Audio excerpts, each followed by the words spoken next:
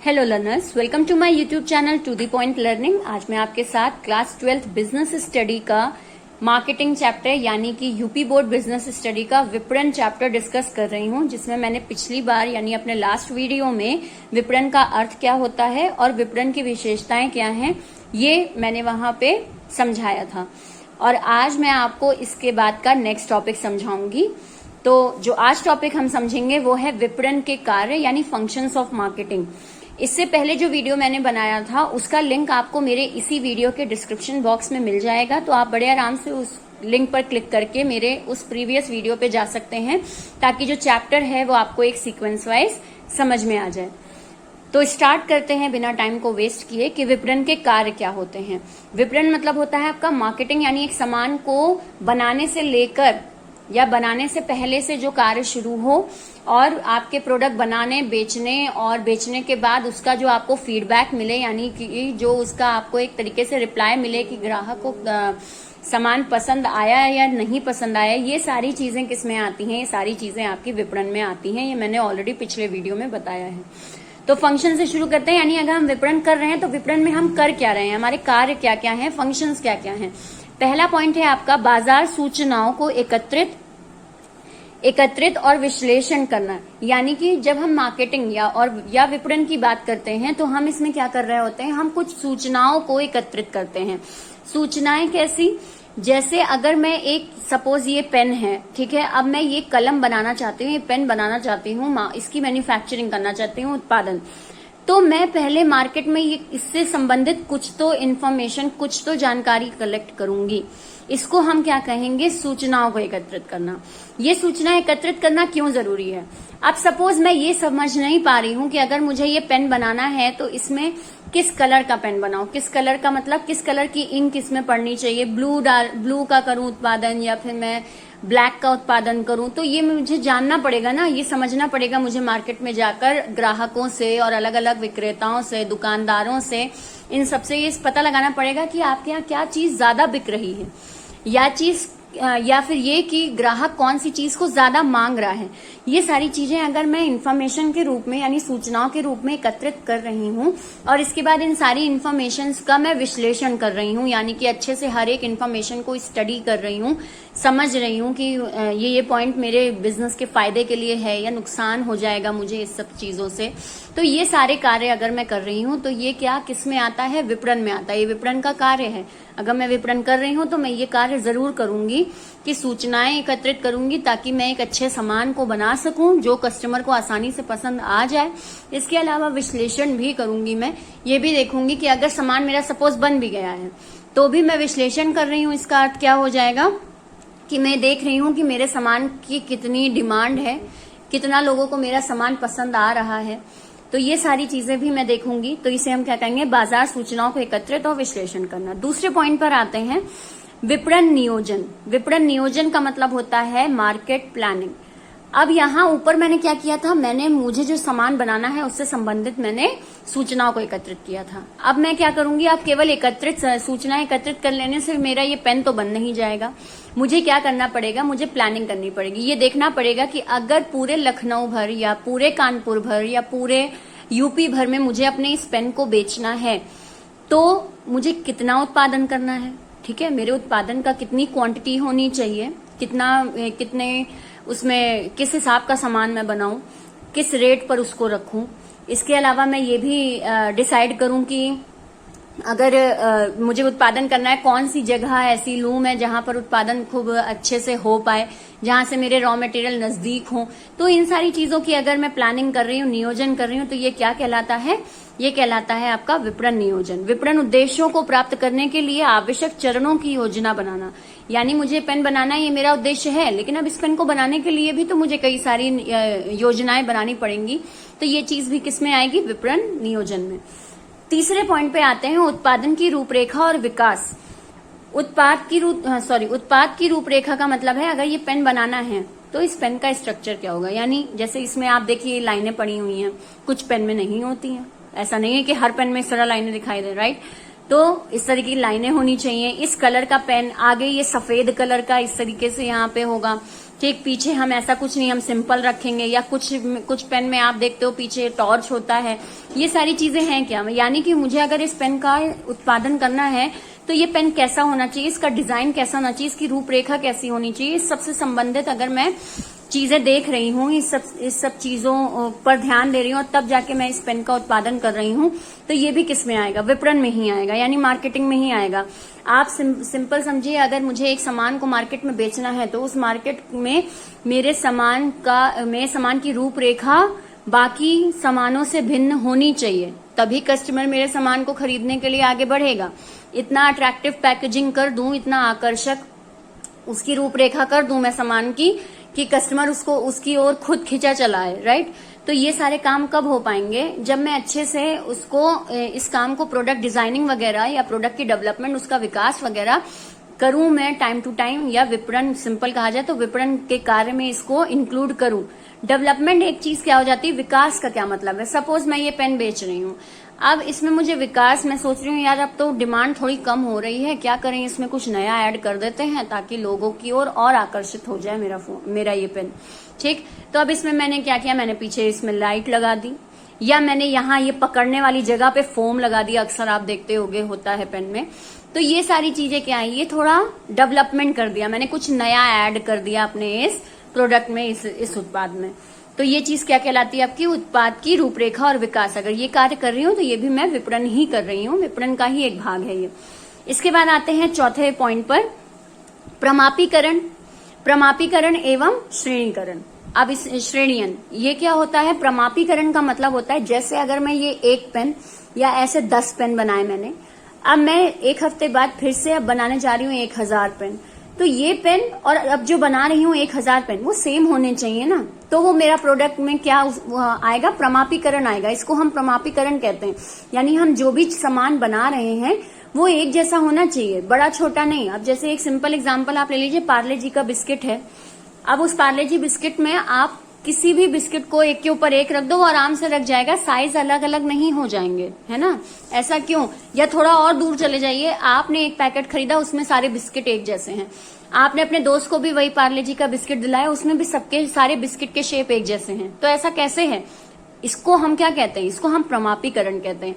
यानी एक स्टैंडर्ड आपने सेट कर दिया है अपने प्रोडक्ट का, एक प्रमाप आपने बना दिया है कि इसी साइज का, इसी डिजाइन का, इसी क्वालिटी का, इसी क्वांटिटी का सामान बनके तैयार होगा। ये चीज क्या कहलाती है, स्टैंडर्डाइजेशन यानी प्रमापीकरण। तो जब हम विपणन का कार्य करते हैं तो उसमें हम ये ध्यान देते हैं हमारे प्रोडक्ट में क्या होना चाहिए, प्रमापीकरण होना चाहिए, एक जैसा होना चाहिए, ताकि हमारे कस्टमर का ट्रस्ट उस पर बना रहे, ठीक है। हर किसी व्यक्ति को जो सामान मिल रहा है वो अलग अलग डिजाइन का मिल रहा है, तो इससे एक्सप्रेशन एक अच्छा नहीं जाता। या एक और आप एग्जांपल ले लीजिए, आप घर में रोटी सेक रहे हैं, ठीक है, अब हर किसी को, घर के जितने लोग हैं आप रोटी सेक के दे रहे हो और सबकी रोटी अलग अलग शेप की, ठीक है, आपने सबको रोटी बना के दी और आपकी सारी रोटियां अलग अलग शेप में, तो आपकी मम्मी भी आपको टोक के कहेंगी अरे जरा एक जैसी रोटी बनाओ, गोल बनाओ, सबको एक समान दो कि यहाँ पूरा वर्ल्ड मैप दे रही हो, ठीक। तो ये चीज क्या हो गई कि स्टैंडर्ड नहीं है फिर गुड में, तो इसलिए प्रमापीकरण तय करना जरूरी होता है। इसके अलावा आते हैं हम दूसरा श्रेणियन क्या हो जाता है, जैसे आप देखते हो प्रोडक्ट्स में कि हर प्रोडक्ट में आपका क्या होता है, क्वालिटी बेस उसका एक सामान को हम सेट करते हैं। जैसे कि एक वॉशिंग मशीन ले लीजिए एग्जांपल में, वॉशिंग मशीन है, एक वॉशिंग मशीन ऐसी है जो बिजली कम खाती है, ठीक, लेकिन वो क्या है, उसमें कपड़ा सूखेगा नहीं, केवल धुल के रह जाएगा, सुखाना आपको अलग से पड़ेगा, ठीक है, लेकिन ये इसमें क्या है, बिजली कम खाती है। दूसरा आ जाइए, एक इससे थोड़ी ज्यादा दाम की वॉशिंग मशीन होगी, वो क्या करेगी, वो कपड़ा भी सुखाएगी और कपड़ा धुलेगी भी, ठीक है। इसके बाद तीसरी एक उसी कंपनी की सेम टाइप की एक और मशीन है जो क्या है, जो पूरा काम बस आप कपड़ा सुखा के भी देगी और नई टेक्नोलॉजी से बनी हुई है, और इसमें कपड़ा आपको जो दाग धब्बे हैं उसको घिसना नहीं पड़ेगा, पूरा बिल्कुल साफ कपड़ा डालिए और फिर फाइनली निकाल लीजिए, बिल्कुल सूखा कपड़ा आपको मिलेगा। ये चीज क्या हो गई, ये धीरे धीरे आप क्या कर रहे हैं, आप उसका एक एक करके ग्रेड बढ़ाते चले जा रहे हो। उसका एक श्रेणियन आपने तय किया था कि अगर इतने इस क्वालिटी का सामान है तो इतने दाम पर, उससे क्वालिटी बढ़ गई तो दाम बढ़ा दिया, उससे और ज्यादा क्वालिटी बढ़ गई तो और दाम बढ़ा दिया। वो जैसे आपका मोबाइल नहीं होता है कि आपका मोबाइल एक सिंपल है, फिर प्रो है, फिर प्रो मैक्स है, फिर प्रो मैक्स प्रो है, ये चीज क्या कहलाती है आपकी? ये चीज कहलाती है श्रेणियां। तो ये कार्य भी अगर मैं एक उत्पादन कर रही हूँ और उसमें मैं ये काम भी कर रही हूँ तो ये भी किस में आता है? आपके मार्केटिंग में आता है। देन आते हैं 5वें पॉइंट पे, जो कि है आपका पैकेजिंग एंड लेबलिंग। पैकेजिंग और लेबलिंग भी बहुत जरूरी होता है कि सामान को अगर मैं बना रही हूं तो इसके बाद ये जो पेन है ये किस तरह के पैकेट में आएगा, इसको तय करना बहुत जरूरी होता है। क्योंकि सबसे पहले जब एक ग्राहक किसी सामान को लेने जा रहा है तो वो आपके प्रोडक्ट को खोल के अंदर से तो देखेगा नहीं, सबसे पहले आपके प्रोडक्ट पर उसका ध्यान कैसे जाएगा? इस पैकेजिंग और लेबलिंग से ही जाएगा। अब इन दोनों में अंतर क्या होता है वो बताती हूँ। पैकेजिंग हो गया बाहर का, ये इस सामान में पैकेट कौन सा लगा हुआ है, ठीक है, तो ये चीज क्या कहलाती है? पैकेजिंग। जैसे वही एग्जांपल ले लीजिए पार्ले जी बिस्किट का। पार्ले जी बिस्किट का पैकेजिंग है, वो लड़की ऐसे हाथ मतलब अच्छा सा हाथ किए हुए फोटो उसमें बनी हुई है, बगल में लिखा है पार्ले जी। कभी कदार उसकी पैकिंग थोड़ी चेंज हो जाती है, थोड़ा नाम उभरा उभरा और नजर आने लगता है। ये सारी चीजें क्या कहलाएंगी? ये चीजें कहलाएंगी पैकेजिंग।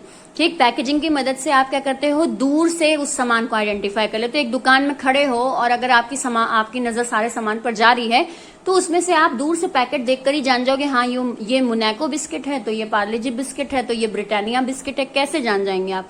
हर ब्रांड की या हर तरह के अलग अलग सामान की पैकेजिंग अलग होती है, जिससे आप इस प्रोडक्ट को दूर से पहचान लेते हैं और उसी प्रोडक्ट को देखकर आप अट्रैक्ट भी हो जाते हैं उस सामान को खरीदने के लिए। ठीक है, लेबलिंग क्या होता है? फिर लेबलिंग होता है उस पैकेट में क्या क्या मेंशन है सामान से संबंधित, क्या क्या चीजें उसमें लिखी हुई हैं।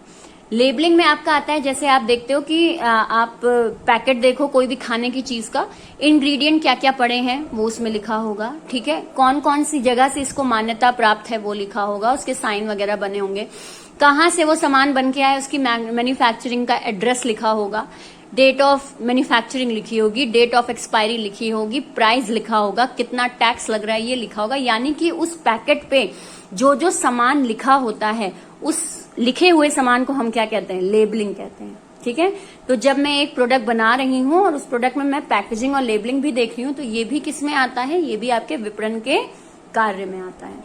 देन हम आते हैं नेक्स्ट, ब्रांडिंग की बात करें। ब्रांडिंग क्या हो जाता है?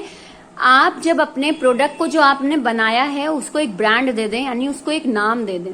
जैसे टाटा, बाटा, रथ, डालडा, डाबर, हीरो होंडा है, विमल, बजाज, मारुति, ये सारे सामान जो हैं, आप दुकान पे जाकर अगर कोई सामान चाहते हो लेना, सबसे पहले आप क्या बोलते हो? उस सामान का नाम बोलते हैं। ठीक है, जैसे अगर आपको बिस्किट ही चाहिए है, ठीक है, तो आप दुकान पे कभी जाके नहीं कहते भैया बिस्किट दीजिए, नहीं, आप क्या कहते हो? सबसे पहले मोनाको दे देना भैया, या पार्ले जी दे देना, ये इस तरीके से आप बोलते हैं। ये चीज क्या है? ये उनके ब्रांड का नाम है, राइट। अगर आपको हर तरीके का बिस्किट, उसका कोई एक नाम ही ना होता, ब्रांड ही ना होता, तो आप कैसे दुकानदार को समझा पाते कि आपको चाहिए क्या, कौन से तरीके का बिस्किट चाहिए, राइट।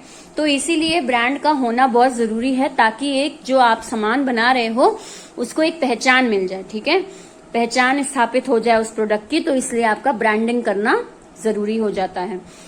देन आते हैं नेक्स्ट पॉइंट पे, मूल्य निर्धारण। ये तो बहुत ही जरूरी है। आप सामान बना क्यों रहे हैं? प्रॉफिट कमाने के लिए, पैसा कमाने के लिए।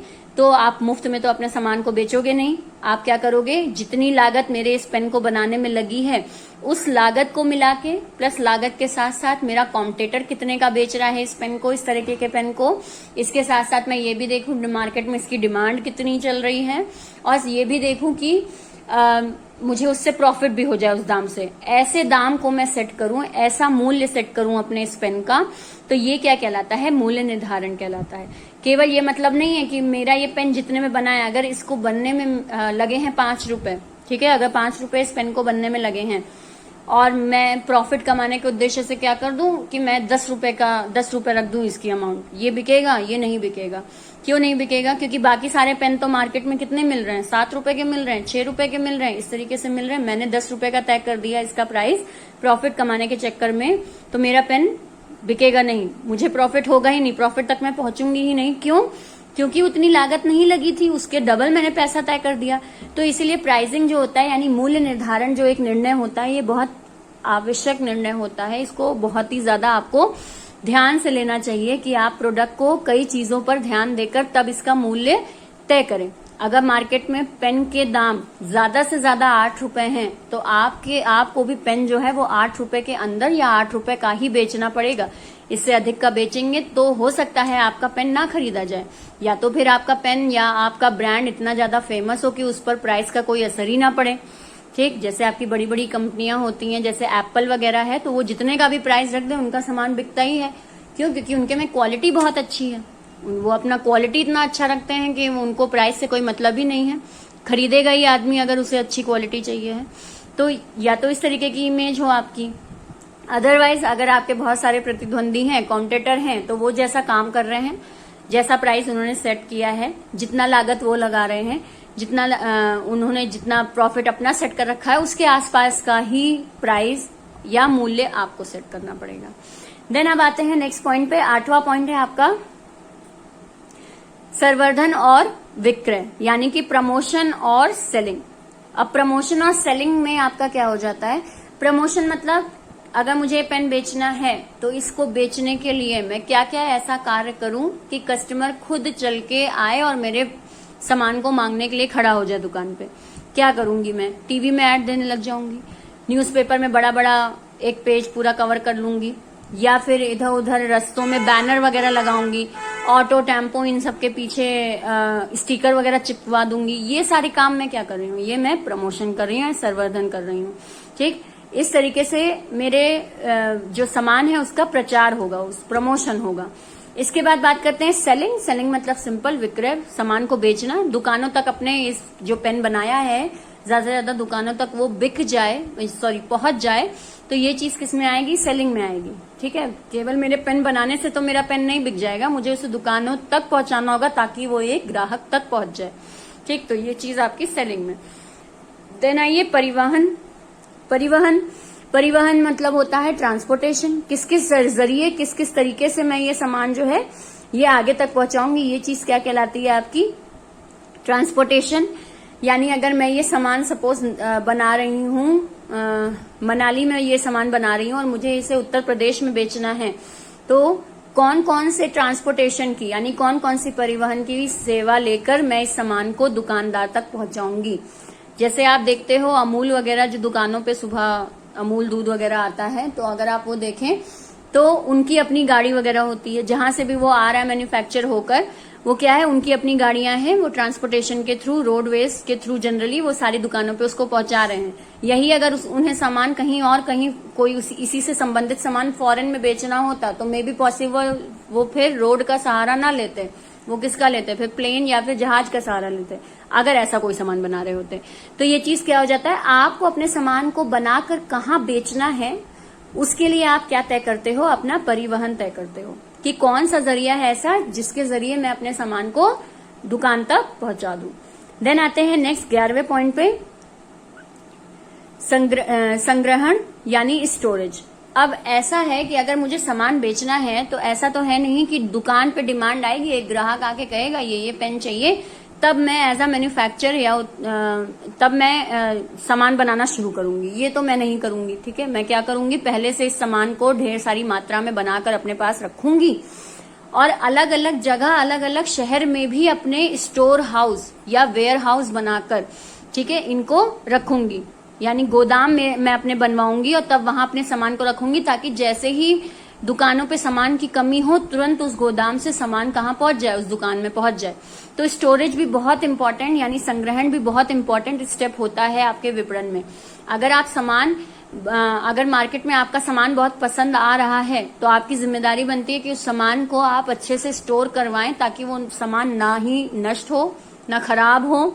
इसके अलावा वो जब ग्राहक चाहे उस सामान को उसे मिल भी जाए आराम से। ठीक, तो ये सारी चीजों पर मुझे ध्यान रखना होगा, तभी जाकर मैं अपने ग्राहक के सामने अपने सामान की एक अच्छी इमेज बना पाऊंगी। तो गोदाम वगैरह उस हिसाब से कहाँ कहाँ मुझे खोलने हैं अपने कंपनी के गोदाम या अपने सामान से संबंधित गोदाम, और उनको कैसे मैनेज करना है कि वो सामान खराब ना होने पाए उन गोदाम में रखा। तो ये सारी चीजों को अगर मैं देख रही हूँ तो ये क्या कर रही हूँ, मैं स्टोरेज कर रही हूँ यानी संग्रहण कर रही हूँ। तो ये भी विपणन में ही आएगा। इसके बाद आते हैं लास्ट पॉइंट। इसमें लास्ट पॉइंट है आपका विक्रयोपरांत, ठीक है, सेवाएं, यानी कि बेचने के बाद, विक्रय के बाद जो आपकी सेवाएं शुरू होती हैं उसे हम क्या कहते हैं, आफ्टर सेल सर्विस कहते हैं, ठीक है। विक्रय उपरांत सेवा जो आप प्रोवाइड करा रहे हैं वो चीज आपकी किस में आएगी, आफ्टर सेल सर्विस में आएगी। अब आफ्टर सेल सर्विस में आपके क्या चीजें आती हैं, जैसे अगर मैं ये पेन बेच रही हूँ तो मैंने इसमें एक टैग लगा रखा है, या मैंने सेलर को बता रखा है कि भाई तुम ये कह देना कि अगर 3 दिन के अंदर ये पेन कहीं खराब होता है, वो चलने में कोई दिक्कत आती है, तो ये पेन बदल के मैं आपको इसी तरीके का दूसरा पेन दे दूंगी, ठीक। ये चीज क्या हो गई, ये आफ्टर सेल सर्विस हो गई। या थोड़ा बड़ा सामान ले लेते हैं, आप कार वगैरह लेने जाते हैं शोरूम से, तो वो कार वगैरह से संबंधित जितनी भी आपकी आफ्टर सेल सर्विस होती है, यानी 1 साल तक आपको हम फ्री सर्विस देंगे कार की, ठीक। आपकी ये 5 साल की हम इस कार के इस पार्ट की वारंटी आपको दे रहे हैं कि ये खराब नहीं होगा, अगर खराब होता है तो हम फ्री का बदल देंगे, राइट। या आपने कार खरीदी है, हम इसको आपके घर तक पहुंचा दे रहे हैं, आप बस ऑर्डर प्लेस कर दीजिए। ये सारी चीजें क्या हो रही है, आफ्टर सेल सर्विस। जैसे हम ऑनलाइन सामान खरीदते हैं तो हमें कहीं जाना नहीं है, क्या है, वो हमारे घर के दरवाजे तक आ जाता है। या आप किसी दुकान से भी सामान, जैसे महीने का सामान आप खरीदो तो जनरली अगर आप जानते हो दुकानदार को तो वो आपके घर सामान दे जाता है। ये सारी चीजें आफ्टर सेल सर्विस कहलाती है, जो कि क्यों जरूरी है, इसलिए जरूरी है ताकि एक ग्राहक का विश्वास आपके सामान पर बना रहे, ठीक। अगर उसका विश्वास बना रहेगा तो वो दोबारा आपके सामान को खरीदने आएगा। इसलिए आफ्टर सेल सर्विस को भी हम बहुत ही जरूरी एक टूल मानते हैं, कार्य मानते हैं विपणन का, कि हमें क्या करना है, हमें ग्राहक हमेशा के लिए बनाना है। ऐसा नहीं बनाना है कि बस एक बार खरीदे उसके बाद भाई नमस्ते हमें आपसे मतलब नहीं, हमें ऐसा ग्राहक बनाना है जो कि जब तक वो हमारे सामान को कंज्यूम करने लायक है वो तब तक उसको कंज्यूम करे, इस तरीके की उससे हमें रिलेशन बना के रखना है। तो ये चीज कैसे हो पाती है, आफ्टर सेल सर्विस से ही हो पाती है। तो ये हो गए 12 फंक्शन जो हम करते हैं। अगर हम ये 12 फंक्शन कर रहे हैं तो यानी हम क्या कर रहे हैं, हम विपणन के कार्य कर रहे हैं। मेरे ख्याल से आपको ये 12 के 12 पॉइंट समझ में आए होंगे। अगर कहीं किसी पॉइंट में कोई दिक्कत है, आपकी कोई भी राय है तो आप उसे कमेंट सेक्शन में लिखें। बाकी मुझे एक कमेंट मिला था कि इसको हिंदी में समझाया करिए, तो मैं पूरी कोशिश करती हूँ कि ये हिंदी में ही समझाऊं, लेकिन अगर यही सारे वर्ड उठा के मैं बोल दे रही हूँ तो आप कुछ समझेंगे ही नहीं, है ना। इससे अच्छा है कि मैं आपको इस तरीके से लेम लैंग्वेज में समझाऊं, इस तरीके से समझाऊं कि आपके समझ में आ जाए, जो वो जनरल लैंग्वेज हो। अगर यही उपभोक्ता, सर्वोच्च स्थान, ये सारे वर्ड अगर मैं यूज करके आपको समझाऊंगी तो वो आप बुक से भी पढ़ सकते हो, ठीक। तो पॉइंट समझना जरूरी है। अंदर जो चीज लिखनी है वो तो आप खुद से ही बनाकर लिखोगे, वो तो उसके लिए आपकी बुक है ही। लेकिन मैं यहाँ पे क्या करती हूँ, मैं आपको पॉइंट समझाती हूँ कि वो आपको समझ में अच्छे से आ जाए, फिर आप समझ लोगे तो बना लोगे अपने हिसाब से आंसर। आप बिजनेस स्टडी में सारा सब कुछ रट नहीं सकते, समझना जरूरी है, ठीक है। तो उसी को समझाती हूँ मैं यहाँ पे। फिर भी कोशिश करूंगी कि और ज्यादा हिंदी वर्ड इंक्लूड कर सकूं, तो नेक्स्ट टाइम से ट्राई करते हैं। बाकी अगर वीडियो आपको यूजफुल लगा हो तो लाइक का बटन जरूर क्लिक करिएगा, और कोई भी सजेशन है तो कमेंट सेक्शन में। बाकी सब्सक्राइब जरूर कर लीजिए चैनल को अगर अभी तक नहीं किया है, क्योंकि बिजनेस स्टडी से संबंधित सारे टॉपिक आपको यहाँ पे मिलेंगे। इसके अलावा बेल आइकन पे भी क्लिक कर दीजिए ताकि जैसे ही मैं वीडियो डालूं वो आपके मोबाइल पर या आपके कंप्यूटर पे तुरंत उसका नोटिफिकेशन आ जाए। बाकी thank you and have a nice day.